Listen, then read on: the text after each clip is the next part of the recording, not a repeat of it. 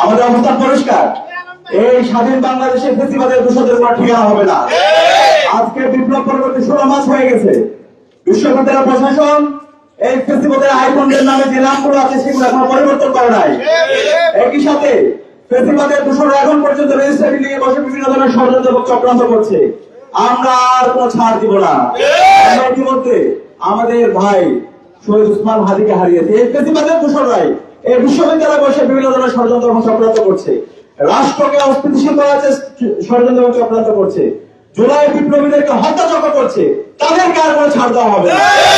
সুতরাং আমরা আজকে বিশ্ববিদ্যালয় প্রশাসনের কাছে আমাদের আবেদনপত্র দিব এবং আমরা আশা রাখবো দ্রুত সময়ের মধ্যে সিন্ডিকেট থেকে বিশ্ববিদ্যালয় ফেসিবাদের দূষণ এবং ফেসিবাদের যে আয়োজন আছে তাদের সকল নাম পরিবর্তন করে জুলাইয়ের শহীদ এবং শিক্ষার্থীদের যে আকাঙ্ক্ষা তাদের যে প্রস্তাবিত নাম সে অনুযায়ী বিশ্ববিদ্যালয় প্রতিস্থাপনার নাম নির্ধারণ করা হবে ইনশাআল্লাহ।